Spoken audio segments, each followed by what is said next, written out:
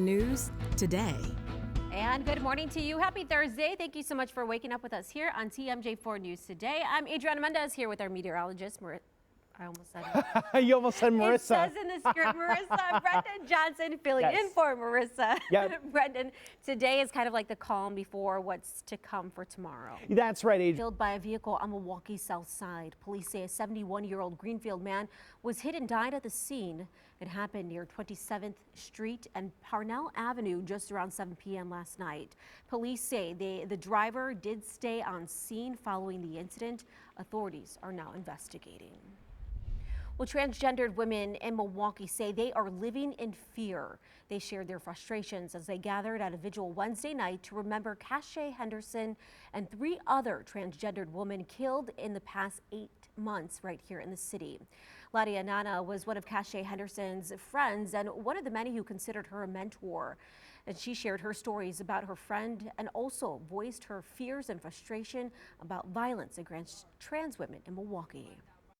Living in Milwaukee has become extremely dangerous to us. That's not just the one person that's just targeting us, but like my sister said, it's a systemic thing.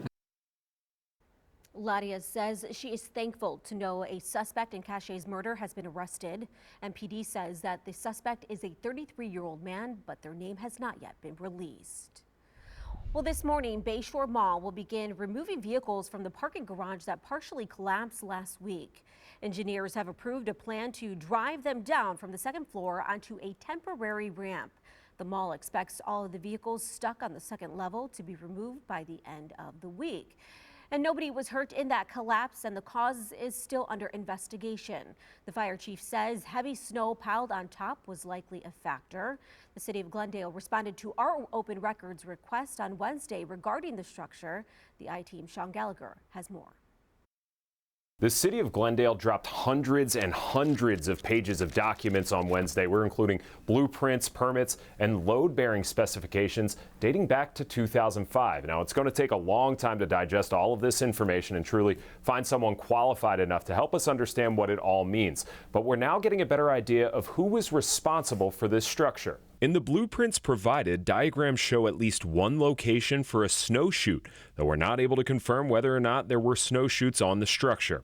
There are a handful of references we've already seen relating to the load-bearing ability of the structure from the state. See here on February 24, 2006, when the Wisconsin Department of Commerce wrote about increases in snowdrift loads. The documents also name several companies involved, including the developer, owner, construction manager, and civil engineer. We've started making calls to these companies, and we'll bring you updates as we get them. For the I-Team, I'm Sean Gallagher.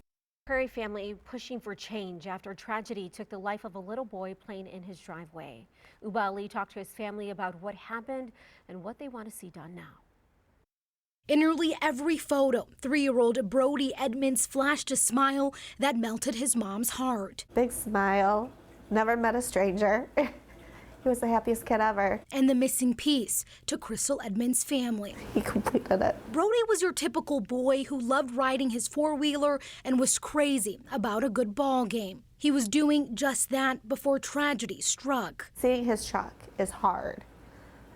Looking at my driveway is hard. Crystal's husband was moving his truck, not knowing Brody was in front of it, and hit him. My baby's last memory is chasing a ball. Brody died from his injuries at the hospital. What do you miss most about Brody? His hugs. His hugs. His laughter. Watching Bluey on TV. Everything. He left a huge hole in our heart. Crystal now taking that pain and turning it into purpose by pushing for change. A camera in the front or a beeping sensor would have saved my son's life. She believes it's just as important as seatbelts and could have kept her family whole. Our family was complete. But she's grateful to be loved by her special 6. I have 6 kids. Right here, my number 6. In Pleasant Prairie, Uba Ali, TMJ4 News.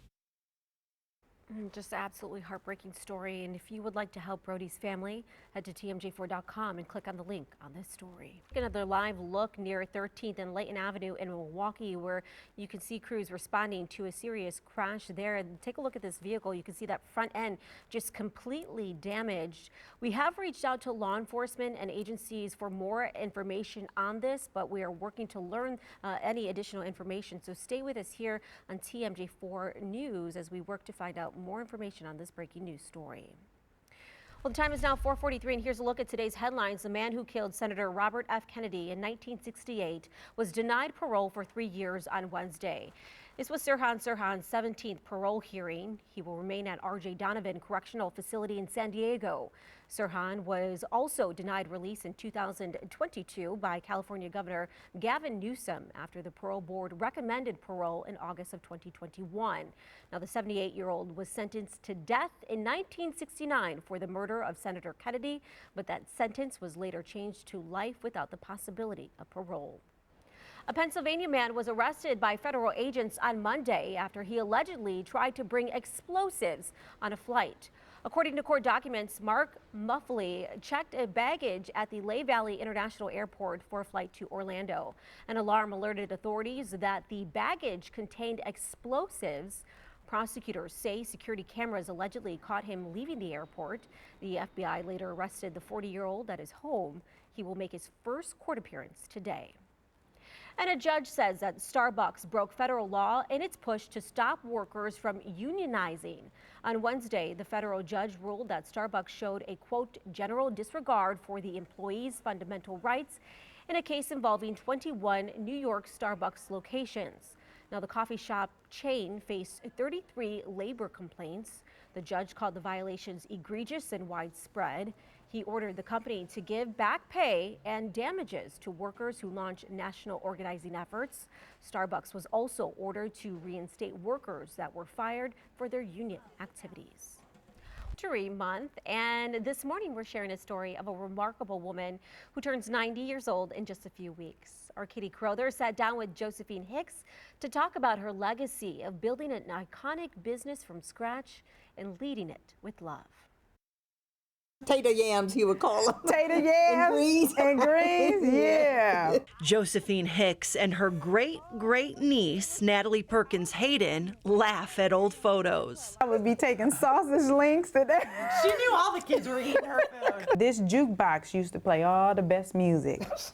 Most of these were taken at QF&H on MLK Drive, the restaurant Josephine ran for 46 years.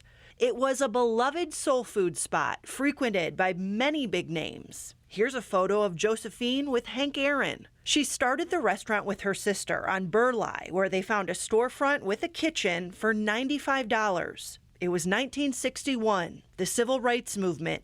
Josephine was a mother of 4. We started off with $29 worth of groceries. They'd ask neighbors what they'd like to eat. And whatever they would say we liked, that's what we would go out and buy. The first day we had pork chops, ham hocks. Did you ever imagine what you started would turn into such a long-standing? I didn't at the beginning, no. Josephine was born in Tennessee during segregation. Her family grew cotton and vegetables.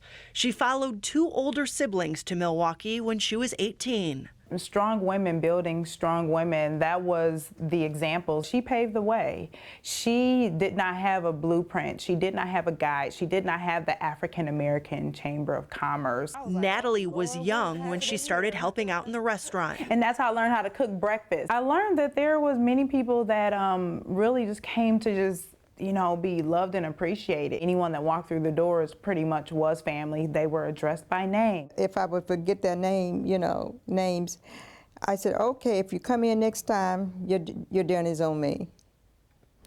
I would remember that name. At almost 90 years old, Josephine has definitely not lost her wit or charm. Let's make sure her legacy is never lost on us. Katie Crowther, TMJ4 News.